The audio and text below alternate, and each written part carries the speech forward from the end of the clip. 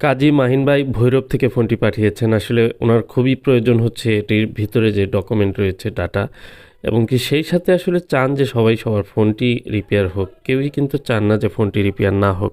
তো এই ফোনটি উনার প্রতিবেশী বা উনার খুব কাছের একজন টেকনিশিয়ানকে দেখিয়েছিলেন। উনি বলেছেন যে এটির ইএমএমসি খারাপ আছে। তো আমি উনাকে কোয়েশ্চেন করি যে ইএমএমসি বলতে এই ফোনটিতে তো ইউএফএস 3.1 ইউজ করা হয়েছে, এটিতে ইএমএমসি ব্যবহার করা হয়নি। সেক্ষেত্রে উনি যেহেতু ইএমএমসির কথা বলেছেন, আমার মনে হয় এই বিষয়ে ওনার ভুল ধারণা রয়েছে। যা হোক, আমি ফোনটি পাঠিয়ে দিতে বলি এবং উনিও বলেন যে ফোনটি আপনি দেখেন যে ঠিক হবে কি হবে না। কারণ এই সেক্টরে কিন্তু অনেকেই আছেন ভুল ধারণা করে, বিশেষ করে আমাদেরকে যখনই বলেন যে একজন টেকনিশিয়ান দেখানো হয়েছে বা তিনি বলেছেন যে এটির মাদারবোর্ড খারাপ বা কিছু খারাপ, অ্যাকচুয়াল যে আসলে ফোনটিতে কি কাজ করা হয়েছে সেই বিষয়ে তথ্য না থাকলে কিন্তু কাজ করা আমাদের জন্য অনেক সমস্যা হয়ে যায়। পাশাপাশি আমি অনেক সময় ভাবতে পারি যে এই ফোনটি হয়তোবা কাজ করেছে। যেমন এটিতে বলেছে যে ইএমএমসি খারাপ হয়েছে। আমি ভেবেছি যে এটির হয়তোবা র্যাম, সিপিইউ, ইউএফএস এগুলো সব রিভলভ করেছে। হয়তো ইউএফএস আইসিটি খারাপ হওয়ার কারণেই তিনি বলেছেন যে এই আইসিটি খারাপ। অনেক সময় আছে র্যামকে অনেকেই ইএমএমসিকে র্যাম বলেন, র্যামকে এমএমসি বলেন এবং কি ইউএফএসকে র্যাম বলেন। অনেকে বলেন যে র্যামটি খারাপ হয়ে গেছে। মূলত এটির ফ্ল্যাশার খারাপ হলে বলেন র্যাম খারাপ হয়ে গেছে। এবং কি র্যাম কোনটি এই বিষয়ে সঠিকভাবে যারা ফোনের ইউজার তারা কিন্তু অনেকে জানে না। যে কারণে ওনারা কমপ্লেইন করে যে আমার ফোনটি এক জায়গায় দেখিয়েছিলাম, তিনি বলেছেন যে এটির র্যাম খারাপ হয়ে গিয়েছে। তখন আমি নিজেও কনফিউশনে থাকি যে আসলে র্যাম বলতে উনি যে কোনটিকে বোঝাচ্ছেন। উনি ইউএফএসকে বোঝাতে পারেন। র্যাম তো অ্যাভেলেবল, চেঞ্জ করা যায়। এই র্যামটি কিন্তু চেঞ্জ করা পসিবল। 6 জিবি, 8 জিবি এগুলো চেঞ্জ করা যায়। কিন্তু আপনার সিপিইউ যদি খারাপ হয়ে থাকে, মানে এসওসি যেটি, প্রসেসর যেটি, সেটি যদি খারাপ হয়ে থাকে তাহলে কিন্তু সেটি অ্যাভেলেবেল রিপ্লেস করা পসিবল না। সেই সাথে আপনার এই ফোনটি যখন আমি দেখলাম, হাতে পেলাম, দেখলাম উপরের যে কপারের ইয়েটি সেটি একটু খুলে নিয়েছে, বাট এই আইসিতে কোনো কাজ করেনি। তো আমি ভাবলাম যে ফোনটি রিবোলিং করলেই হয়ে যাবে। তো আমি সেজন্যই রিবোলিং করছি। আর রিবোলিংয়ের পর আমরা দেখব যে ফোনটি রান হয় কি না। তো এরকম অনেক সময় অনেক ভুল ধারণা থাকে। তো আপনারা যারা ফোনগুলো রিপেয়ার করাতে দিবেন বা যেখানে থেকেই করান, যদি ফোনটি রিপেয়ার না হয় সে বিষয়ে যথেষ্ট পরিমাণ তথ্য নেওয়ার চেষ্টা করবেন যে উনি কী কী কাজ করলো এবং কী ধরনের সমস্যা উনি বললেন। সেই বিষয়টি যদি আমাকে জানাতে পারেন তাহলে কিন্তু সেই ফোনগুলোর বিষয়ে পরিষ্কার একটি ধারণা থাকবে যে ফোনটি রিপেয়ার হবে কি হবে না। তো অনেক ফোন আছে যে খুবই খারাপ অবস্থা থাকে, পাওয়ার সেকশন, চার্জিং সেকশন, মানে ইটিসি বিভিন্ন ধরনের সেক্টরে কিন্তু কাজ করে একেবারে নেটওয়ার্ক, ওয়াইফাই, ব্লুটুথ যা আছে সব কিছুতে কাজ করার পরে উনি কিন্তু রিটার্ন করেন। আসলে প্রবলেমটি কোথায় হয়েছে এই বিষয়টি উনি ধরতেই পারেননি। এরকম কিন্তু অনেক ফোন আমরা পেয়ে থাকি। আসলে সেই ফোনগুলোতে কাজ করা অনেক কঠিন হয়ে যায়। যদিও কোনোভাবে পাওয়ারটি আসে তারপরেও কিন্তু একাধিক সমস্যা থাকে। হয় ওয়াইফাই কাজ করবে না, অথবা পাওয়ারের লাইট কাজ করবে না, চার্জিংয়ের সমস্যা থাকবে। এ ধরনের অনেক সমস্যা কিন্তু পরবর্তীতে দেখা দেয় বা কাজ করার সময়ই আমরা ফেস করি। সেক্ষেত্রে একটি কাজের নির্দিষ্ট পরিমাণে একটি সময় দিলেই সেই কাজটি কিন্তু 100% হয়ে যাওয়ার সম্ভাবনা ছিল। সেই কাজটিকে যখন অনেক বিশাল করা হয়, সেটি 4 থেকে 5 গুণ সময় দিয়েও সেই ফোনটিকে রিকভারি করা অনেক কঠিন হয়ে যায়। সেই ফোনটির বিষয়ে তখন অনেক খারাপ লাগে।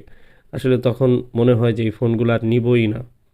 কারণ একটি ফোন, একটি ভালো জিনিস যদি খারাপ করে কেউ দেয়, সেটির উপরে কেমন লাগতে পারে এটি আপনারাই ধারণা করুন। যাই হোক, পরিশেষে আসলে এই কাজগুলো যেহেতু আমি অ্যাভেলেবল করছি এবং কি এই কাজগুলো নিয়ে অনেক দিন যাবতই কাজ করছি, আপনাদেরকে ভিডিও দিচ্ছি, আপনারা এই বিষয়ে কিন্তু অনেক মানে জানতে পেরেছেন যে আসলে ফোনগুলো কিভাবে রিপেয়ার করা সম্ভব। আর ফোনগুলো যদি ভালোভাবে রিপেয়ার করা সম্ভব হয় তাহলে এই ফোনগুলো কিন্তু আবার আগের মতো ইউজ করা যায়। কিন্তু সেক্ষেত্রে কন্ডিশন হচ্ছে যে ফোনটি একদম ফ্রেশভাবে আমার কাছে আসতে হবে। আমি কাজ করে তাকে একটি ওয়ারেন্টি দিয়ে দিব। কী কারণে, যে এই ফোনটি যখন আপনি ইনটেক অবস্থায় দিবেন, আমি যে কাজটি করব সেই কাজের উপরে আমার যথেষ্ট পরিমাণ কনফিডেন্স রয়েছে। অন্য কোথাও কোনো প্রবলেম হওয়ার আশঙ্কা নেই। এই ধারণা থেকেই কিন্তু আমি আপনাকে ওয়ারেন্টি দিব। বাট আমার আগে যদি অন্য কোথাও কাজ করানো হয়ে থাকে, হিট দেওয়া থাকে, বিভিন্ন সেক্টরে কাজ করা থাকে, সেই বিষয়গুলোর যে ধারণা কেমন কাজ হয়েছে সেটা কিন্তু আমার নাই। যে কারণে আমি কিন্তু সেই কাজগুলোতে একদমই নিশ্চয়তা দিতে পারি না। আবার অনেকে আমাকে কমেন্ট করে থাকেন যে আমি ফোনটা রিপেয়ার করিয়েছি অমুক একটি জায়গা থেকে, তো এখন ফোনটা কি আবার ডেড হতে পারে? আসলে এই প্রশ্নের উত্তর অনেকেই জিজ্ঞেস করেন আমাকে। আসলে যিনি কাজ করবেন, যেমন একটি ভবন যদি তৈরি করেন, সেই ভবনের ভিতরে কী ম্যাটেরিয়ালস ইউজ করা হয়েছে, কী ধরনের ম্যাটেরিয়ালস ইউজ করা হয়েছে বা গুণগত মানটি সেটির ভবনের কেমন হলো, সেটি কিন্তু সেই ইঞ্জিনিয়ার বা যারা কাজ করবে তারাই বলতে পারবে।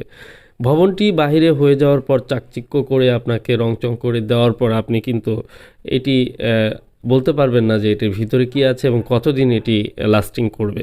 তো ঠিক তেমনই যখন একটি কাজ করবেন একজন টেকনিশিয়ান, তখন তার কাজের যে কোয়ালিটি, তার কাজের কোয়ালিটি কেমন হয়েছে সেটির উপরে নির্ভর করবে যে আপনার ফোনটি আসলে কেমন চলবে, আদৌ কি লং লাস্টিং করবে না অল্প দিনে আবার ডেড হয়ে যাবে। তো এই বিষয়টি একদম পরিষ্কার, একদম সিম্পল একটি বিষয়। তো আপনারা যেখান থেকে কাজ করান তার কাছে জিজ্ঞেস করবেন যে ফোনটির রিপেয়ার কেমন হয়েছে, সেটি কি ইউজ করা পসিবল নাকি সেল করে দেওয়া পসিবল। আমি যে কাজগুলো ফার্স্ট টাইম পেয়ে থাকি এবং যেগুলো করে থাকি সেগুলোকে প্রত্যেকটি কাজের ব্যাপারে আমাকে প্রশ্ন করলে আমি কিন্তু বলে থাকি যে আপনি সর্বোচ্চ প্রেশার দিয়ে ইউজ করুন, যদি 1 মাসের মধ্যে এই ফোনটি ডেড করতে পারেন আমি ফ্রি সার্ভিস করে দেব। আর ফোনটি সেল করার কোনো চিন্তা করবেন না, কারণ অনেকেই ভাবেন যে ফোনটি রিপেয়ার করে কোনো মতে রিপেয়ার হয়ে গেলে সেল করে দেবে। আমি বলি যে এই বাজেটে আপনি এই ফোন হয়তো আর পাবেন না। তো যদি আপনার সম্ভব হয়, আপনি ইউজ করার ইচ্ছে থাকে, তাহলে এই ফোনটি ইউজ করেন, কোনো টেনশন নাই, ইউজ করলে আপনি ইউজ করতে পারবেন। আর যদি আপনার সেল করার ইচ্ছে থাকে, টাকার প্রয়োজন থাকে, সেটি ভিন্ন বিষয়, আপনি সেল করে দিতে পারেন। কিন্তু এরকম কোনো ভয় নেই যে এই ফোনটি রিপেয়ার করার পর আবার সেল করে দিতে হবে, কারণ সেটি ডেড হয়ে যাবে। আমি কনফিডেন্টলি বলি যে এই ধরনের কাজগুলো যেগুলো আমি করছি, এগুলোতে যদি কোনো সময় ডেড ইস্যু আসে বা কারো যদি এ ধরনের প্রবলেম হয়, সেক্ষেত্রে অবশ্যই আমার কাছ থেকে সাপোর্ট পাবেন, আমাকে ফোন করবেন। আর নির্দিষ্ট সময়ের মধ্যে হলে এটি আমি একদম সম্পূর্ণ ফ্রিতে সার্ভিস করে দেব। তো এর চেয়ে বড় গ্যারান্টি বা এত সুন্দরভাবে আমার মনে হয় এক্সপ্লেইন করা পরেও যদি আপনারা না বুঝেন, তাহলে আসলে কিছু করার নেই। আর অনেক কাজের ভিডিও আমি শেয়ার করেছি, এরপরেও কিছু কিছু কাজের ভিডিওর ব্যাপারে যথেষ্ট পরিমাণ রিকোয়েস্ট থাকে, আসলে ভিডিওটা কখন পাবো ওয়েটিংয়ে থাকেন এবং ওনারা কমেন্ট করতে থাকেন। আর অনেকে আছেন ফোন পাঠানোর সময়ই একটি শর্ত জুড়ে দেন যে আমার কাজের ভিডিওটি কিন্তু শেয়ার করতে হবে। আসলে দেখুন, একটি একদিনে কিন্তু 8টি 10টি 7টি 5টি যে মানে এক সময় এক রকমের কাজ কিন্তু আমি করে থাকি। আর সবসময় কিন্তু একরকম মোডে থাকি না, যে কারণে ভিডিওগুলোও কিন্তু সেরকমভাবে আসলে ভিডিও করলেও ভিডিও শেয়ার করা হয় না। কারণ প্রতিদিন একই মডেলের ভিডিও আর কত দিব, আপনারাও বিরক্ত হয়ে যান। আমার অডিয়েন্স যারা রয়েছেন, আমি তাদের কাছে ক্ষমা প্রার্থী এবং কি আমি বলবো যে আপনারা একটু আমার অবস্থাটা একটু বোঝার চেষ্টা করবেন, এই ক্ষমার সুন্দর দৃষ্টিতে দেখবেন যে একই ধরনের ভিডিও আপনাদের দেখতে হয়তো খারাপ লাগতে পারে অবশ্যই। আর এটি অনেক রিকোয়েস্টের কারণেই অনেক ভিডিওগুলো আসলে শেয়ার করতে বাধ্য হই। আর এই কাজগুলো নিয়ে ভিডিও দেওয়ার মাধ্যমে অনেকেই কিন্তু আমার কাছ থেকে হেল্প পাচ্ছেন, বিশেষ করে যাদের এই ফোনগুলো ডেড হয়ে যাচ্ছে তাদের সামনে এই ভিডিওটি যেন পৌঁছায়, সেজন্য আপনারা আপনার নিজ নিজ দায়িত্বে একটু ভিডিওগুলো শেয়ার করবেন বা যারা এই ধরনের সমস্যায় আছে তাদেরকে সাজেস্ট করবেন। আর 100% নিশ্চয়তা দিতে পারি ইনশাল্লাহ যে এই ফোনগুলো নিয়ে যদি কেউ আসেন, অনেকে অনেক দূর থেকে আসেন, লং জার্নি করে আসেন, ঢাকা সহ বাংলাদেশের বিভিন্ন জেলা থেকে আসেন, এসে কিন্তু রিপেয়ার করে নিয়ে যান।